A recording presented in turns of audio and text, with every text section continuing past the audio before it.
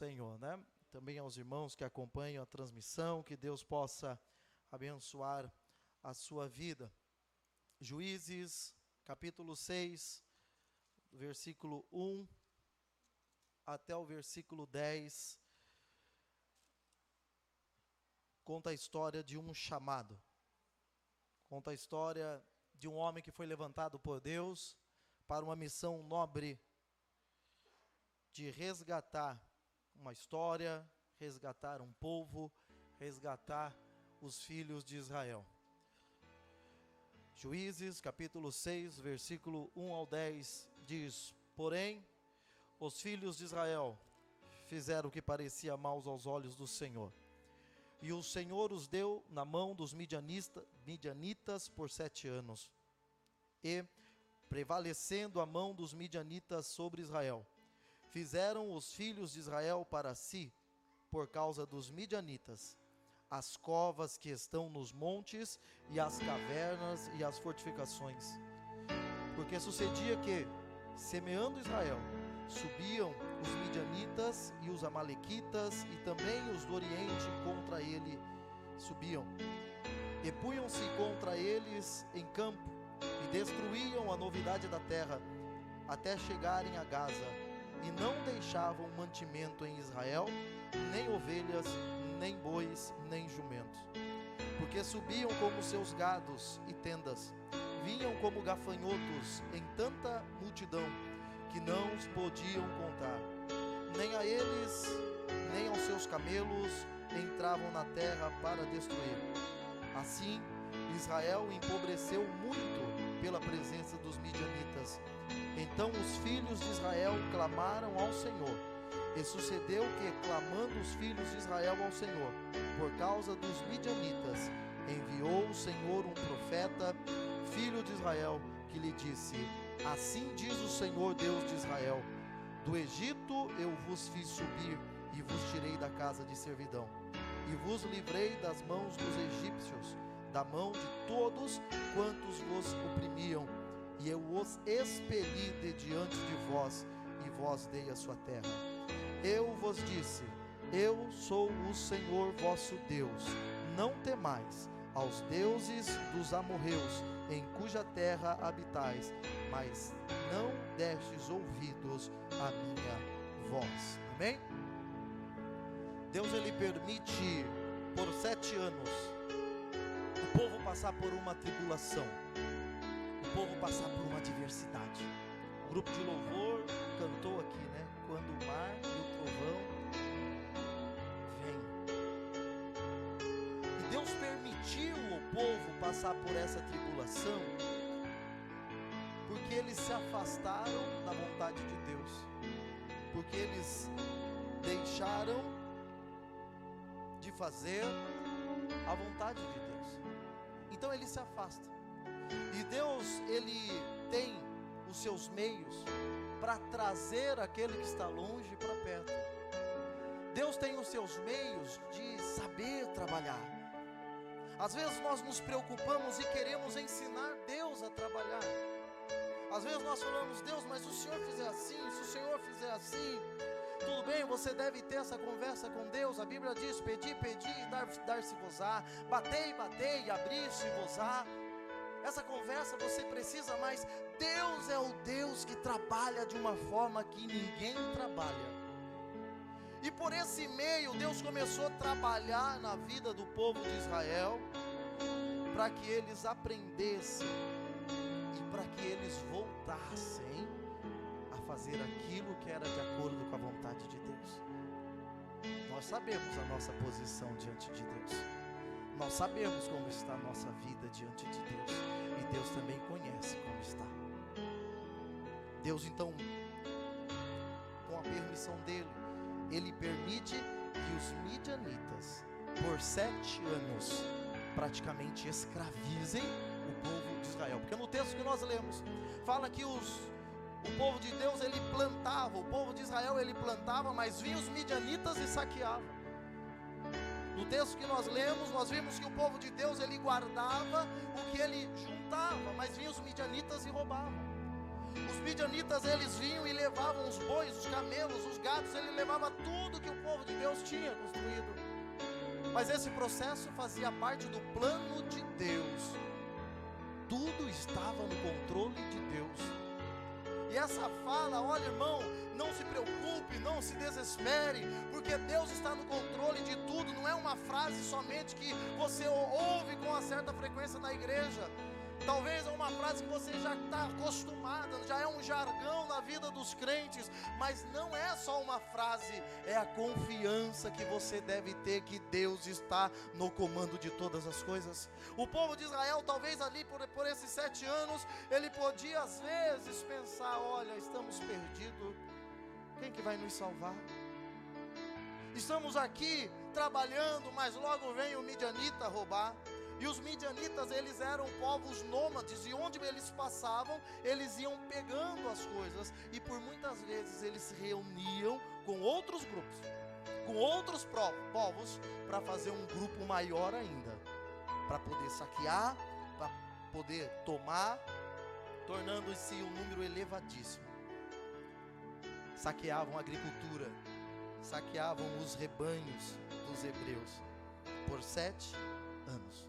Uma vez eu ministrei aqui e eu mencionei que toda luta ela tem um começo, toda luta ela tem um meio, e nós confiamos em Deus que toda luta também tem um fim. Eu não sei em qual estágio você está da tribulação, eu não sei em qual estágio você está dessa adversidade, mas tenha certeza que começa, tem um meio e tem um fim. E aquele que crê no Senhor, tem a certeza que o Senhor Jesus está no começo, que o Senhor Jesus está no meio, e o Senhor Jesus também, Ele está garantindo a vitória, para aqueles que acreditam nele. Talvez você fale, irmão, eu comecei a minha luta agora, irmão, foi nessa semana que um gigante se levantou, irmão, foi nessa semana que algo começou a dar errado. Irmão, não te preocupe, Deus está com você. Talvez você pode falar, irmão, mas eu já estou sofrendo faz 1 ano, 2, 3, 4. Irmão, se for o meio, Deus também está com você. E talvez você fale, irmão, eu já estou há 10 anos, eu já estou há 20 anos, eu já estou há 30 anos, irmãos, e eu não vejo a hora da minha vitória chegar. Saiba, continue confiando, continue temendo ao Senhor, continue louvando ao Senhor, porque a vitória está na mão de Deus. A vitória, ela vem do Senhor. Então não importa se está no começo, se está no meio ou no fim. O povo aqui, o povo hebreu, o povo de Israel passou por 7 anos. Irmãos, 7 anos é muita coisa. 7 anos não passa rápido. 7 anos de tribulação, de adversidade. E nisso que nós vamos meditar nessa noite. Deus então, Ele se aproxima. Os irmãos leram o texto. O povo começa a clamar. O povo começa a clamar. Versículo 2 diz, e prevalecendo a mão dos midianitas sobre Israel, fizeram os filhos de Israel para si, por causa dos midianitas, as covas que estão nos montes e nas cavernas. Porque sucedia que, semeando Israel, subiam os midianitas e os amalequitas, também os do Oriente, contra eles subiam. Ou seja, não era só um grupo, juntava um monte de gente para lutar contra o povo de Deus. E talvez você olhe e a adversidade vem de um lado, a adversidade vem de outro, a luta vem de outro, e você fala, olha Deus, está vindo tanta notícia ruim. Mas o importante é que Deus está nesta peleja. Deus está com você nessa peleja. O povo estava sendo saqueado, subiam com seus gados, e assim, o versículo diz, o 6 diz, e assim empobreceu muito. Mas o versículo 7 diz, e sucedeu que, clamando os filhos de Israel ao Senhor, por causa dos midianitas, enviou o Senhor um profeta. Clame ao Senhor. O Senhor, Ele responde quando nós nos posicionamos, quando nós falamos, Senhor, nós precisamos, Senhor, eu preciso, Senhor, eu necessito. Então clame ao Senhor. O que o homem não pode fazer, Deus faz. O que o seu recurso financeiro não pode fazer, Deus faz. O que o seu emprego não pode fazer, Deus faz. Tenha certeza e fé em Deus. E Deus, Ele tem um plano muito belo para este povo. Juízes 6, o 11.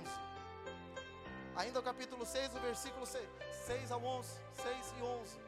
Quando o povo clama, nós temos a resposta de Deus. Então o anjo do Senhor veio e assentou-se debaixo do carvalho que está em Ofra, que pertencia a Joás, as Biesrita, e Gideão, seu filho, estava malhando trigo no lagar para lá salvar dos midianitas. Deus, Ele olha uma pessoa, assim como Deus olhou você. Gideão estava trabalhando. Interessante que na Bíblia é isso. Quando Deus chama, a pessoa já está trabalhando. Perceba, Deus nunca chamou desocupado. Deus nunca chamou, e às vezes nós pensamos, não, mas quando Deus me chamar, eu vou começar a fazer isso. Mas quando Deus me chamar, eu vou fazer aquilo. Deus sempre chamou quem já estava trabalhando. Gideão, mesmo numa situação difícil, escondido, trabalhando com a ferramenta ainda que não era adequada, mas ele estava trabalhando, e o anjo do Senhor aparece para ele. Então, versículo 12, então o anjo do Senhor lhe apareceu e lhe disse: o Senhor é contigo, varão valoroso. É interessante nós vermos aqui, observarmos o diálogo que se estende. Quando a Bíblia fala aqui sobre o anjo do Senhor, é uma situação que na teologia chama de teofania, é o próprio Deus, a personificação de Deus em uma pessoa. Aí o anjo do Senhor aparece e fala: o Senhor é contigo, varão valoroso. Mas Gideão lhe respondeu: ai, Senhor meu, se o Senhor é conosco, porque tudo isso nos sobreveio? E quantas vezes nós falamos: Senhor, se o Senhor está comigo, por que aconteceu isso? Senhor, se eu estou te adorando, se eu estou indo na igreja, se eu estou orando, se eu estou jejuando, por que está me acontecendo essas coisas? É a nossa natureza que é assim. E Gideão, não diferente, ele fala: ô Senhor, se o Senhor é conosco, por que eu tenho que trabalhar escondido? Senhor, se o Senhor é conosco, por que eu faço as coisas e não dá certo? Senhor, se o Senhor é conosco, por que não dá nada certo? E às vezes nós achamos isso, e falamos isso no mais secreto do nosso íntimo. Mesmo que ninguém saiba, Deus sabe. Mesmo que não transpareça, mesmo que você camufle as suas emoções atrás de um sorriso fingido, mesmo que você camufle os seus sentimentos, Deus sabe como o teu coração está. Deus sabe os questionamentos que tem passado dentro do coração. Mas é tão bom que Ele saiba, porque Ele é o único que pode sanar todos os problemas. Quando o amigo não pode, Deus vai lá e ouve. Quando o esposo não sabe, o Senhor Jesus vai lá e ouve. Quando a esposa não sabe, o Senhor vai lá e ouve. Então Gideão continua: Senhor, se o Senhor é conosco, por quê? E nós somos assim. Por quê? A língua portuguesa tem 4 porquês: separado com acento, separado sem acento, junto com acento, separado sem acento. E não importa qual o seu porquê, o que importa é que o dono das respostas está aqui nessa noite. Ele está aqui. Gideão tinha um problema aqui, uma dúvida, e ele questiona: Senhor, se o Senhor é conosco, por que sobreveio tantas coisas? E que é feito de todas as suas maravilhas que nossos pais nos contaram, dizendo: nos fez subir do Egito? Porém agora o Senhor nos desamparou e nos deu na mão dos midianitas. Então o Senhor olhou para ele e disse: vai nesta tua força e livrarás Israel das mãos dos medianitas. Porventura não te enviei eu? Que força? Quando você lê ali, você fala: que força? Às vezes não parece, mas Deus nos enche de força. Deus nos enche de coragem.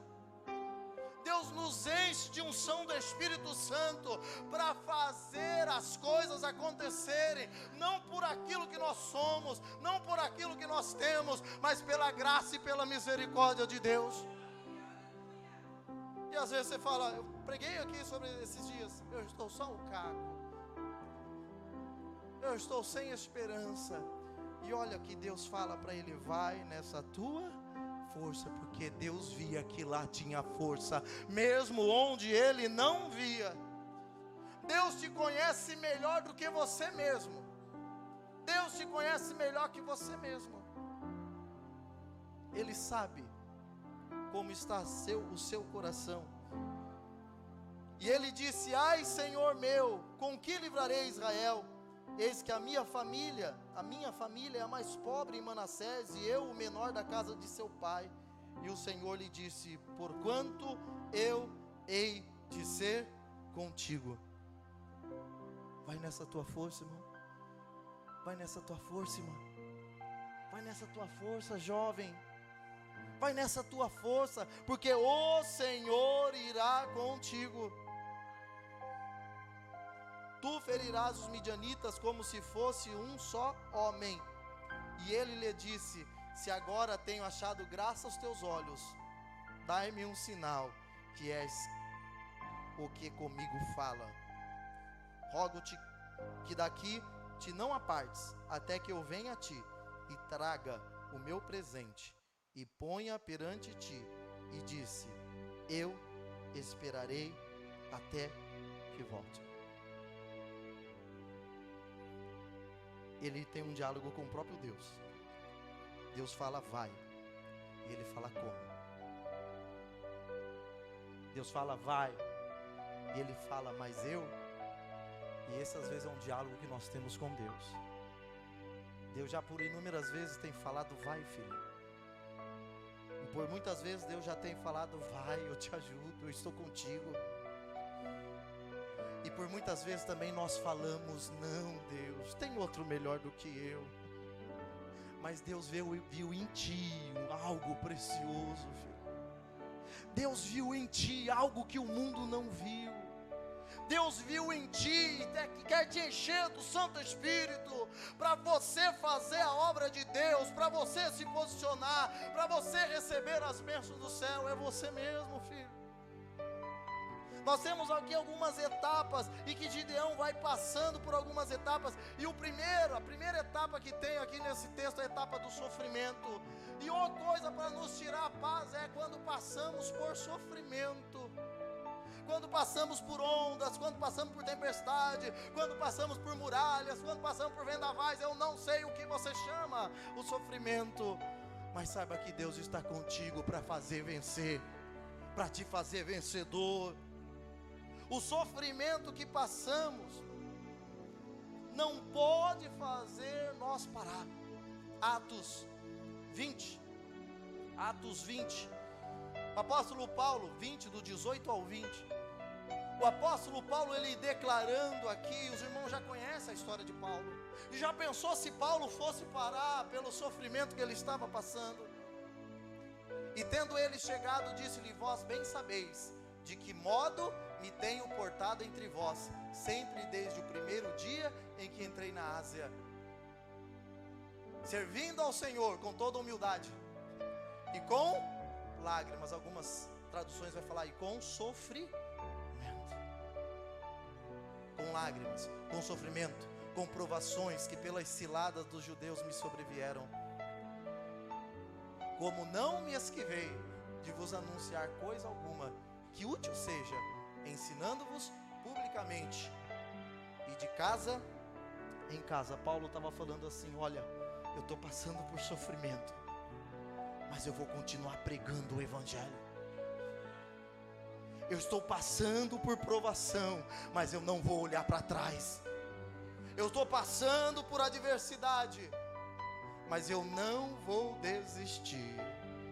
Eu estou passando por tempestade, mas eu vou continuar firme, porque eu sei quem é o Senhor que me chamou.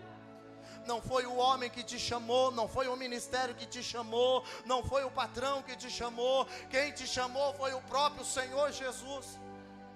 Ele dá a vida nele na cruz, ele fica pregado, pendurado na cruz, para te resgatar, para te chamar. Então, irmão, vença o sofrimento. E talvez você possa falar: irmão, é que você não está passando porque eu estou passando. Mas cada um tem o seu. Cada um tem o seu. Só que nessa primeira parte desse relato, nós vemos o povo passando pelo sofrimento. Deus, eu planto, eles vêm e roubam. Deus, eu planto e tem aqui os meus animaizinhos, eles pegam e levam embora. Deus, estou plantando, mas não estou colhendo. Deus, estou sonhando, mas não estou realizando. É a etapa do sofrimento. Então não deixe que o sofrimento te faça parar, você desistir. Provas virão, irmão, provas virão, isso é certeza. Provas virão, há de vir. Se acaba uma, vem outra. É assim que acontece. Se começou, está no começo, está no meio, está no fim, irmão. Se está no fim, já se prepara que vai ter outra no começo. Só que nós vamos em degrau em degrau, pedindo graça, pedindo misericórdia, e nós vamos subindo, e quando nós estivermos prontos, o Senhor Jesus, Ele vem e nos recolhe, até que nós estejamos na estatura perfeita, o varão perfeito, para nós podermos estar com o Senhor Jesus na glória. Então a provação vai vir sim, mas deixa ela vir, você está firmado na rocha que é Cristo Jesus. O próprio Jesus já falou: no mundo tereis aflições, mas tende bom ânimo, eu venci o mundo. Então ore, persista. As aflições que Jesus mesmo falou, elas afetam a todos nós, cada um do seu jeito. Cada um tem um histórico com Deus, cada um tem um currículo com Deus. E talvez alguém pode falar: irmão, mas eu queria ser igual o irmão ali, fulano de tal. Só ele sabe as lutas, as provações, as adversidades que ele carrega. Só você sabe a luta, a tribulação. Eu não sei, mas o Senhor conhece, o Senhor sabe. Então não passe essa fase do sofrimento, tem de bom ânimo, vença o mundo, seja constante, seja firme, por mais difícil que pareça, mas fale: Senhor, eu não vou desistir, Senhor, eu vou continuar. Eu não sei o que vai dar, mas eu sei que o Senhor está comigo. Lembra do salmista? O salmista, ele enche ali a boca para falar: ainda que eu ande no vale da sombra da morte, não temerei mal algum, porque eu sei que tu está comigo. É o Senhor que está contigo. O próprio profeta, ele fala: olha, filho, se passares pelas águas, elas não te submergirão, se passares pelo fogo, ele não te queimará. Então segue firme, Senhor. Eu não largo o propósito, eu não largo, porque eu sei em quem eu tenho crido. Eu sei em quem eu tenho crido. Então passe. O povo estava passando por essa primeira fase, que era o sofrimento. Aí tem a segunda fase. A segunda fase aqui, irmão, era a fase da incerteza. E nós somos assim. O povo para duvidar somos nós. Essa natureza adâmica nossa, ela é frágil. Porque quando Deus fala: vai, filho, a gente fala: não vou. E Deus volta a falar: vai, e a gente fala: será? É incerteza. Perceba que o próprio Deus aparece para Gideão aqui e fala: filho. E ele estava tão incerteza do futuro. O que vai acontecer? Eles estavam sem esperança. É a incerteza, e talvez essa incerteza tomou conta do seu coração. Talvez você não saiba o que vai acontecer no ano que vem. Talvez você não saiba o que vai acontecer amanhã. Talvez você não saiba e você fala assim: olha, eu não tenho firmeza, eu não sei o que vai acontecer. É a fase da incerteza. Tem o sofrimento e depois vem a incerteza. Juízes 3, 6, do 13 ao 16, nós vemos aqui o período da fase da incerteza. O 13 diz: mas Gideão respondeu: ai, Senhor, Se o Senhor é conosco, por que tudo isso sobreveio? É incerteza. É incerteza. Será que vale a pena mesmo ser crente? Será que vale mesmo a pena estar indo na igreja? Porque o fulano não vai e ele é tão abençoado. O próprio salmista, ele fala isso: olha, o fulano não vai, mas ele está trocando de carro. O fulano não vai, mas ele está fazendo churrasco todo dia. O fulano não vai, e aí tem a série de coisas, cada um tem a sua prioridade. E às vezes nós pensamos isso, então para que vale na igreja? É a fase da incerteza. E qual a sua dúvida? Qual a sua incerteza? O que você está pensando? Fale para a pessoa certa, clame para a pessoa certa. Às vezes a incerteza pode ser na área espiritual. Será mesmo que Deus me chamou? Será mesmo que eu fui chamado por Deus? Será mesmo que é para eu estar servindo? Será mesmo que esse ministério é para valer? É incerteza. Talvez é incerteza na área física. Mas eu preciso fazer um exame, mas estou com medo de fazer. Incerteza na vida física. Talvez seja uma incerteza na vida, na área material. Eu preciso fazer isso, preciso fazer aquilo, mas eu tenho medo. Talvez a incerteza é no casamento. Talvez a incerteza é na área financeira, em qualquer área. Porque essa natureza adâmica nos traz isso. Eu volto a perguntar: qual é a sua dúvida? Qual é a sua dúvida? Qual é a sua incerteza? Qual é a sua incerteza? A incerteza faz nos olhar para trás. Falei disso domingo passado. A incerteza da terra prometida chegar fez o povo de Israel olhar para trás e lembrar dos tomates, dos pepinos e falar: Moisés, aqui não tem sepulcro, aqui não tem lugar nem para a gente ser enterrado, eu quero voltar, Moisés. Qual que é a incerteza? A dúvida faz nos olhar para trás. A dúvida faz nos parar. E quantas vezes nós falamos: Senhor, será que o Senhor está comigo? Será que o Senhor está comigo? É incerteza. Será que Deus está nesse negócio? Será que Deus está nessa situação? O que eu faço, Deus? A dúvida nos faz separar de Deus. Separar de Deus. Um jovem certa vez chega para Jesus e fala assim: bom mestre, que farei eu para herdar a vida eterna? E Jesus fala assim: olha, vai, vende tudo que tem, dê aos pobres e siga-me.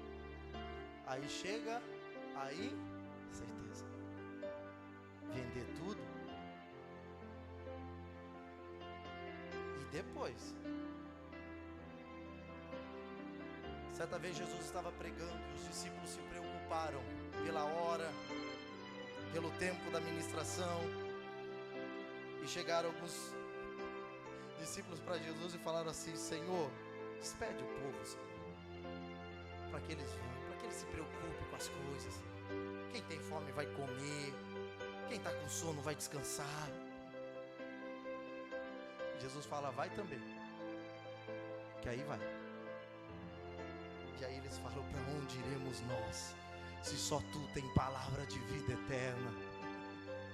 Ou seja, ele estava falando: duvidar para quê? Voltar para trás para quê? Eu quero continuar firme com o Senhor Jesus. Não importa o que estão falando, não importa o que estão fazendo, não importa o que vão fazer, eu quero seguir firme com o Senhor Jesus. Para onde iremos nós, se só tu tem palavras de vida eterna? Então eles passam pela fase do sofrimento, passam pela fase da incerteza, e agora vem a experiência. Juízes 6, do 36 ao 40. E nós precisamos fazer isso. A Bíblia fala que quando nós recebemos uma profecia, é para nós julgarmos a profecia. É isso que a Bíblia fala. Porque às vezes a pessoa recebe uma profecia, recebe outra profecia, e sai aí acreditando em tudo que ouve. Mas a Bíblia mostra o caminho: olha, filho, vai lá e julga a profecia. pede confirmação, fala: Senhor, se foi o Senhor mesmo que falou, confirma, porque eu não quero ser enganado por homem. Olha só esse processo, mesmo Deus aparecendo para ele, ele passa pelo sofrimento, passa pela incerteza, agora ele vai ter esse momento da experiência. Lá das aulas de ciência, o método científico, os irmãos lembram que todo o método científico começa de uma observação. O cientista ele observa, o cientista ele cria uma hipótese e o cientista testa. E às vezes nós estamos passando por esse momento do teste. Talvez Deus está te experimentando. Não, mas Deus é onisciente, é onipotente, onipresente, é. Mas é no processo da experiência que nós aprendemos. Aprendemos. E talvez você está passando. Talvez no começo, talvez no meio, talvez no fim. Mas é um processo para o seu fortalecimento. Senhor, porque eu preciso passar por isso? Senhor, porque eu preciso? É para o seu crescimento. Por mais que a gente não entenda, e não entendemos mesmo, por mais espiritual que a pessoa é, vai chegar uns porquês na vida dele. Chega. E não é errado. É a natureza adâmica, dando um beliscão, cutucando, falando: olha. Mas tenha certeza que todo o processo de experiência é para uma boa aprovação. Boa aprovação. Juízes 6, 36 e 40, olha só, mesmo Deus aparecendo para Gideão, ele faz aqui um voto com Deus, e disse Gideão: Deus, se hás de livrar Israel pela minha mão, como tem dito, eis que eu porei o velo de lã na eira, se o orvalho estiver somente no velo, e a secura sobre toda a terra, então conhecerei que hás de livrar Israel. Por muito menos, atualmente as pessoas se acham. Imagine: não, eu vi Deus falar comigo, Deus veio e falou comigo, então eu vou lá, eu vou destruir. O processo da experiência, foi Deus que falou com ele, mas ele falou: eu vou ver se é Deus mesmo que está nesse negócio. Isso é postura de crente sadio, crente que não é levado por movimento. Se foi Deus que falou, vai cumprir. Se foi Deus que me avisou, vai cumprir. Porque nós não podemos ser levados por qualquer profeta por aí. A igreja ela tem que se comportar como um crente sadio, alicerçado na palavra de Deus. Gideão, mesmo sabendo que era Deus, ele fala: olha Deus, vamos fazer um teste. Vamos fazer, eu vou pegar um novelo. Vou pegar aqui um novelo. E eu porei um velo de lã na eira, se o orvalho estiver somente no velo e secura sobre a terra, então conhecerei que é o Senhor. Ele pegou, fez um experimento. Pegou um velo de lã, deixou lá fora. Amanhã de manhã eu vou lá ver. Se tiver só molhado no velo e terra seca, eu sei que eu fiz vencer. E Deus faz. E assim sucedeu, porque no outro dia se levantou de madrugada e apertou o velo do orvalho, e o velo espremeu uma taça de água. Ou seja, Deus já estava falando: sou eu, Gideão, não temas. Assim como Deus falou para Moisés: esforça-te. Para Josué: tem bom ânimo, eu te ajudo, eu te sustento com a destra da minha mão. Então faça isso com Deus. Deus, faça esse teste com Deus. E olha a ousadia dele. E disse Gideão a Deus, ele já tinha tido a resposta de Deus: não se acenda contra mim a tua ira, se ainda falar só uma vez. Só uma vez, mais uma vez, Deus. Rogo-te que só essa vez faça a prova com o velo. Rogo-te que só no velo haja secura, e em toda a terra orvalho. Olha o que ele fez com Deus. Isso chama prova com Deus. Sabe para quê? Porque ele ia sair daqui sabendo que não era por coisas criadas da cabeça dele, mas era pelo mandado do próprio Deus. E às vezes nós deixamos a emoção tomar conta, e às vezes tomamos decisões movido pelo nosso ímpeto. Deus fala: espera, filho, espera, é só um pouquinho. Eu sou assim, movido pelo ímpeto, né? Uma vez nós fizemos uma viagem para Foz do Iguaçu, né? Foi bacana, mas foi no ímpeto. Foi no ímpeto, mas foi bom. E às vezes nós fazemos assim. Deus quer que nós tenhamos essa responsabilidade em todas as áreas da vida. Falar: Deus, é o Senhor que está falando mesmo? É o Senhor que está nesse negócio? É o Senhor que está me mandando mudar de cidade? É o Senhor que está me mandando mudar de emprego? É o Senhor que está me mandando abrir um negócio? Faça a prova com Deus, para que depois você não venha falar: ah, mas eu fui na igreja e Deus falou comigo, quando não era Deus que estava falando. Quando der alguma coisa errada e se voltar contra Deus, mas Deus nunca falou nada, foi movido, foi no ímpeto, foi pela emoção, achou que era e não era. Olha a importância de nós fazermos prova com Deus. Ele fez o contrário agora. Falou: Deus, então faça o contrário, que esteja toda a terra molhada e o velo esteja seco. Seco. Não faça nada, irmão, sem consultar Deus. Não faça nada sem consultar Deus. E essa consulta é você e Deus. É que a gente abre a boca, meu, e sai falando para todo mundo: vou fazer isso, vou fazer isso, vou fazer isso. E o inimigo está lá ouvindo. E o inimigo está lá usando o falso profeta. Nós temos que abrir a nossa boca, o nosso íntimo, para quem pode nos ajudar. Para quem pode nos ajudar. Então abre a boca, rasga o coração, mas para Deus. Para Deus: Senhor, eu tenho um plano. Olha, lembra de Moisés? Moisés é uma história muito bonita. Moisés, ele fala: olha, Deus, o Senhor já me falou, o Senhor já confirmou, mas não me faça sair daqui se o Senhor não for comigo. Essa deve ser a nossa oração: Senhor, se o Senhor não for comigo, não nos faça sair daqui. Mas se o Senhor for, eu já estou dando tchau, que eu estou indo seguir a vontade de Deus. Porque tem isso também. Às vezes pede para Deus falar, Deus pede, Deus muda, Deus troca, Deus manda, Deus envia, mas quando é para ir, não vai. Então se Deus falou vai, vai. Se Deus falou não, sossega, fica quieto e espera a resposta de Deus. Ele faz todo, passa então pela etapa do sofrimento, passa pela etapa da incerteza, passa pelo processo da experiência. Então, passe, peça ajuda a Deus, não faça nada sem consultar Deus. Se Deus falou que não, é não. Se Deus falou que sim, é sim. Ore, vigie, porque a experiência nos traz crescimento. Traz crescimento.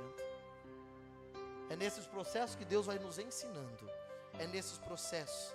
Jó 42:5, os irmãos sabem muito bem a história de Jó. Deus sabia da integridade de Jó, não sabia? Não sabia. Porque ele mesmo, o inimigo mesmo, dava testemunho da vida de Jó. Deus não sabia? Sabia. Mas Deus permite a provação, que serviu para o próprio Jó. Lá no último capítulo, no último verso, né?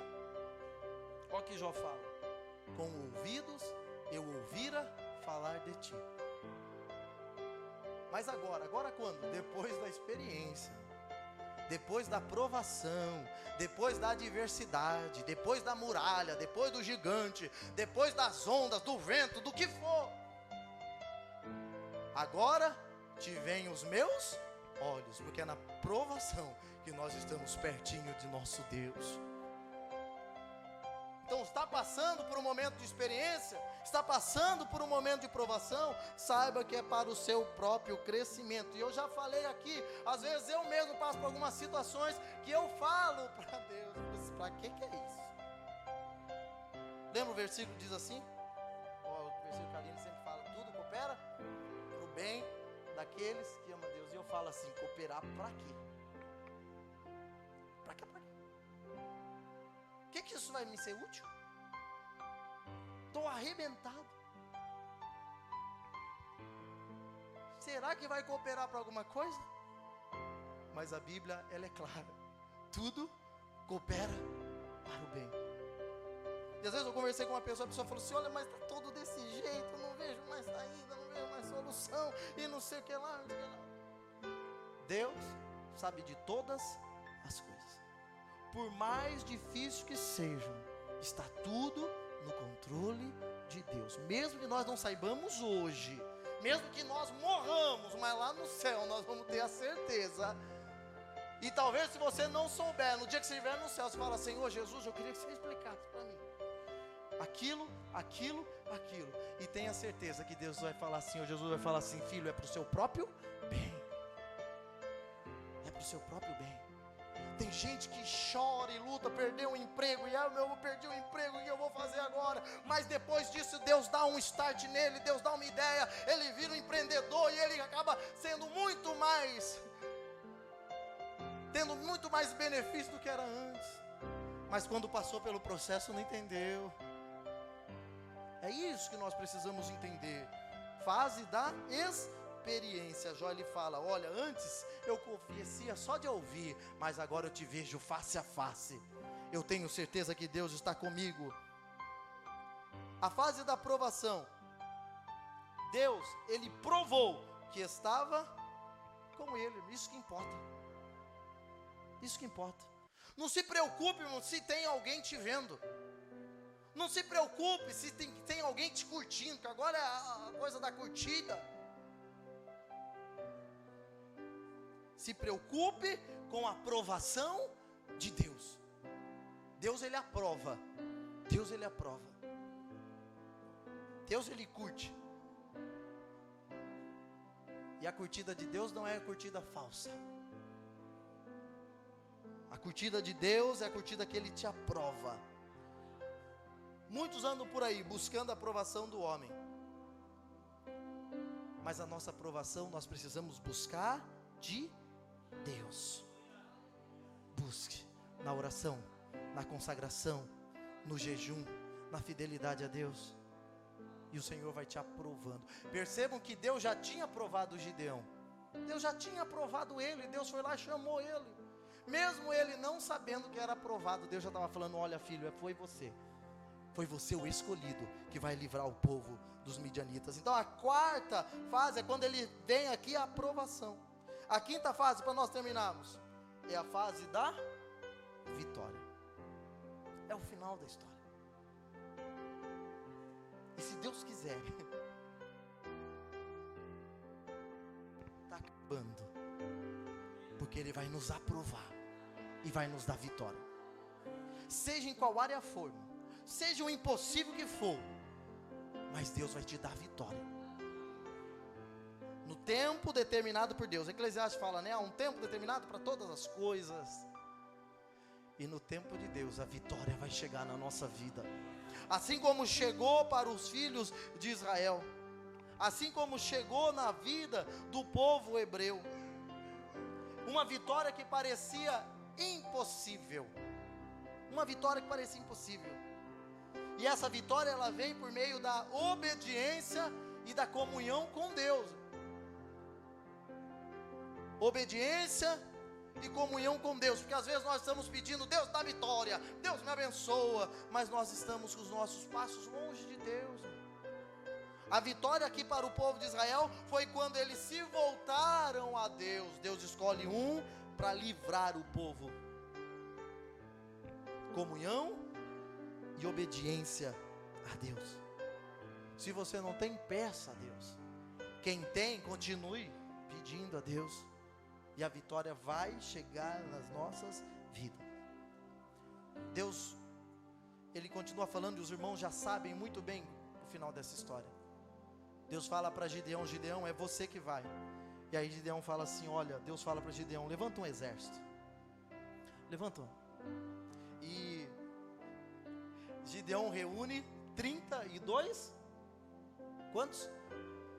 32 mil soldados. Pariquera tem 19, 20 mil habitantes. É mais do que toda a cidade de Pariquera. 32 mil homens. Mas Deus fala, é muito, Gideão. É muito. Gideão, é do meu jeito, Gideão. Lembra que eu falei no início? Deus, mas se eu fizer assim, se o Senhor fizer assim, o olhar de Deus vai além do que nós podemos falar para Ele. Ah, Senhor, mas se o Senhor dá um jeitinho aqui, ah, se o Senhor faz... 32 mil é muita gente, Gideão. Estamos na fase da vitória. Às vezes não vai ser do jeito que nós pensamos, mas a vitória vai vir. O pastor fez o nosso casamento, ele sempre falava que às vezes a vitória, ela vem com cara de derrota. E a gente fala assim, perdi mais uma. Não foi dessa vez. Mas não é derrota, é vitória para aquilo que Deus tem para você ali na frente, para aquilo que Deus tem sempre de melhor para nós. Sendo 32 mil, eles poderiam se vangloriar, irmão. É porque o meu exército é bom, é porque eu dei o treinamento, é porque eles têm espada, é porque ele tem isso, é que eles são fortes. Não, 32 é muito. Para que não haja, né, a vanglória, Deus corta essa monte de gente. E olha como Deus faz. Deus chama, fala, olha, é muito. Sabe por quê? Se tivesse os 32 mil, eles poderiam se vangloriar. E a glória de Deus não é dividida com ninguém. A glória é de Deus. A honra é para Deus. Para que quando nós recebamos a bênção, não suba esse orgulho dentro do nosso coração e fala, olha, foi porque eu fiz. Ó, foi porque eu impus a mão. Ó, foi porque eu estou na frente. Ó, porque fui eu que cantei. Ó, porque fui eu que orei. Não, não, a glória é dele, pertence a ele. Nós somos meros instrumentos. Se nós não tivermos de acordo com a vontade de Deus, Deus tira, enche outro do Espírito Santo e o outro vai fazer aquilo que nós não fizemos. É assim que funciona. É assim. Então, para que eles não se vangloriassem, Deus chega para Gideão e fala assim, olha, Gideão, pergunta aí, quem está com medo? Quem que é medroso? Pergunta quem é tímido. E voltam 22 mil. Sobram quanto então? 10 mil.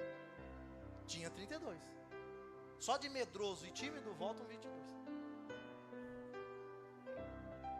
E nós somos assim, medrosos. Sabe por quê? Porque nós temos medo de perder. Temos medo de perder. Nós temos medo daquilo que foge do nosso controle. Por isso que às vezes nós oramos e falamos assim, Deus toma conta. E daqui a pouco a gente toma da mão de Deus e começa a agir. Então se é para Deus tomar conta, entrega para Ele, não deixa Deus trabalhar. Fala, Deus, eu entreguei, é contigo agora, não vou pensar mais nisso. Mas entrega de verdade. Porque ora para Deus, pega de volta. Ora para Deus. Não é batata quente, não é. É confiar. Ou a gente confia, ou a gente não confia. É difícil? É. Volta tímido, volta medroso, sobram 22. E aí sabe o que Deus fala para Gideão? Gideão, é muito. Muito como? Um exército com 22 mil, né? 10 mil, saíram 22, 10 mil. Será que tem esperança? Será que tem saída? Precisamos aprender a depender de Deus. É que eu falei antes, que o seu dinheiro não compra, o que o seu dinheiro não resolve, Deus resolve. O que a sua posição não resolve, Deus resolve. O que a sua influência não faz, Deus faz. Sobraram 10 mil. E nesse texto é o 7. 7, o 4, 7. E disse o Senhor Gideão: ainda muito povo há, faze-os descer as águas, e ali nos provarei, e será que aquele que eu te disser, este irá contigo, este contigo irá, porém todo aquele que eu te disser, este não irá contigo, esse não irá. Gideão faz uma prova com Deus, e agora Deus faz uma prova com Gideão. Aquele que eu falar para ir, Gideão, você como homem de Deus, pegue e obedeça, e envia. Aquele também que eu falar não, é não. Ah, mas é o filho do meu amigo. Deus falou não, é não. Ah, mas é uma empresa muito boa. Se Deus falou não, é não. Ah, mas eu estou querendo casar, estou querendo namorar, estou querendo... Se Deus falou não, é não. A bênção do Senhor são aquelas que enriquecem e não acrescenta dores. Se for sim, é sim. E se for não, é não. Deus faz essa prova com Gideão. Gideão faz descer as águas, e Deus fala para ele: qualquer que lamber as águas com a língua, como lambe os cão, esse porás à parte, como também todo aquele que se abaixar de joelhos e a beber. Deus estava falando: olha, tem dois grupos de pessoas: as pessoas que são comprometidas e as pessoas que não são comprometidas.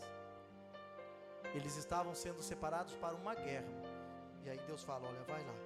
Imagine uma pessoa numa guerra, ele ajoelhar e beber água bem vagarosamente, bem tranquilo, não estou nem aí, um problema não é meu.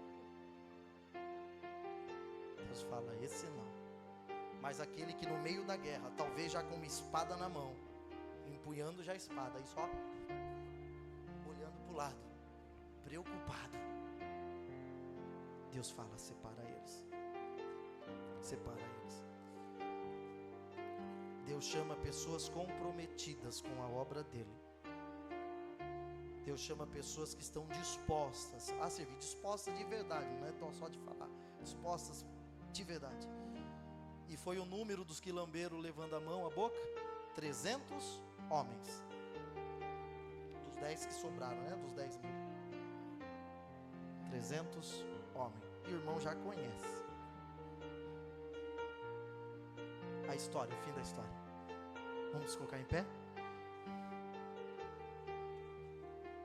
Deus quer te fazer servo útil na obra dele. Talvez Deus te chamou como 300. Talvez numa multidão de pessoas, talvez na multidão que tem na sua casa, Deus foi lá e te chamou: olha, eu vou chamar ele, é só ele, mas ele vai fazer a diferença onde ele estiver. Ele vai fazer a diferença onde ele chegar. Deus quer te fazer útil. Seja um servo útil. Quando você sentir que não tem nada, não tenho nada, irmão, aí você vai ter a certeza que foi Deus que fez o milagre na sua vida. Quando você terá certeza que não foi pelos seus méritos, você vai ter a certeza que foi Deus que colocou tudo e deu a vitória. E os irmãos conhecem essa outra parte da mensagem, é uma outra mensagem que dá para falar bastante sobre isso. Mas Deus quer dar vitória a você. Faça como Gideão: Senhor, fale comigo. Senhor, fale de uma maneira especial, Senhor, comigo. Confirma, Senhor, se é para ir, se é para ficar. Confirma para mim, Senhor, se é para mudar, se é para... Peça ao Senhor. Mesmo que você se sinta fraco, o Senhor Jesus te faz forte. É Deus que vai dar a vitória para você. Confie? Oremos. Senhor Deus e Pai, nós te agradecemos por tudo, te agradecemos, Senhor Jesus, pela tua palavra. E nós temos certeza, Senhor, que mesmo nós sendo fracos, o Senhor nos fortalece. Mesmo, Senhor, sendo incapaz, ó Pai, nós sabemos que a vitória vem de Ti. E pode, Senhor Jesus, o mundo falar que não, mas o Senhor fala que sim. talvez, Senhor Jesus, ó Pai, sendo menosprezado, Senhor, talvez às vezes tendo deixado de lado, mas aquele que confia em Ti, perseverar, ó Pai, e terás resposta que vem de Ti, Senhor.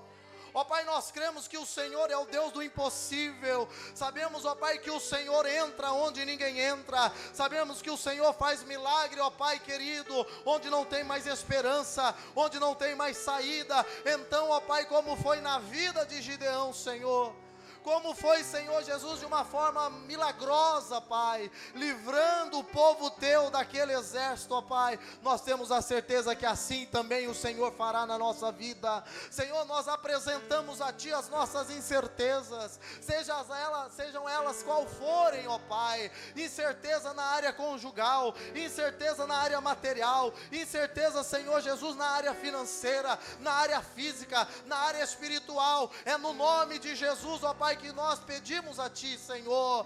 Ó Pai, enche os Teus filhos com ousadia, enche os Teus filhos com a unção do céu, enche os Teus filhos com graça, com sabedoria, para eles serem vencedores, ó Pai. É no nome de Jesus que nós pedimos.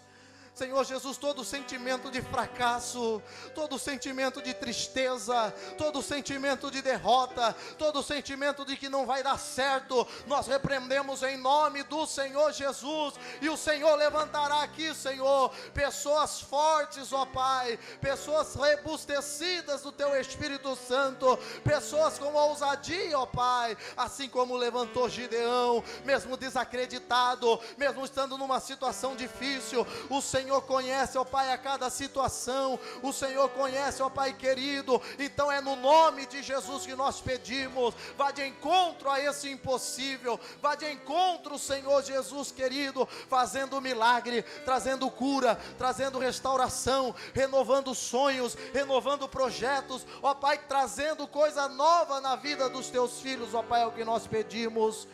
Por mais que os Teus filhos achem que não são capazes, ó Pai, talvez se alguém entrou se achando pequenino, achando fraco, ó Pai, é no nome de Jesus que nós pedimos, fortalece a vida dos Teus filhos, responde, Deus, a oração dos Teus filhos, e dá vitória no lar, dá vitória no emprego, dá vitória na casa, dá vitória, Senhor, numa causa da justiça, ó Deus, é no nome de Jesus, nos sentimentos, nas doenças da alma, em nome de Jesus nós pedimos, seja curado em nome de Jesus. Ó Deus, faça nascer a nova esperança, um novo sonho na vida dos Teus filhos, ó Pai, é o que nós pedimos, crendo em Teu nome, amém, amém. Deus abençoe a todos os irmãos. Antes de fazer a oração final, gostaríamos de hoje orar pela irmã Tatiane e o irmão Valério, que estão fazendo aniversário, fizeram aniversário, para que Deus abençoe, né? Quantos mais necessitam de oração? Amém. Creiam, saia daqui crendo, fiel foi o Senhor que te prometeu, e se foi o Senhor, vai dar certo, é?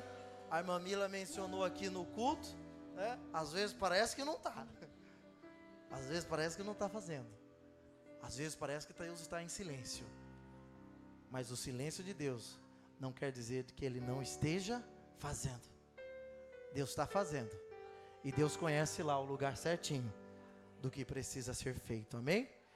Senhor nosso Deus e Pai, te agradecemos, Senhor Jesus, te agradecemos por este dia, te agradecemos, Senhor, pela vida que o Senhor tem dado a nós, e hoje, Senhor, nós em especial oramos aqui pela irmã Tatiane, pelo irmão Valério, Senhor Jesus, que estão completando mais um ano de vida. Pedimos a Ti, Senhor, que o Senhor presenteie a eles, ó Pai querido, com o pedido que eles precisam, com os sonhos, ó Pai, que eles almejam, ó Pai, conforme o Teu querer e com a Tua vontade, Senhor. Multiplica os anos de vida, abençoa a casa, a família, Senhor, abençoa o salário dos Teus filhos, abençoa todas as áreas da vida, Senhor Jesus, leva-nos em paz para os nossos lares, Senhor, nos dê uma semana abençoada, protegida nas Suas mãos, ó Pai, nos dê uma semana de milagres, é o que nós pedimos, em Teu nome, amém. Estenda a mão, que o amor de Deus, a graça e a comunhão do Espírito Santo, esteja com todos nós, todos dissemos, amém. Deus abençoe a todos os irmãos.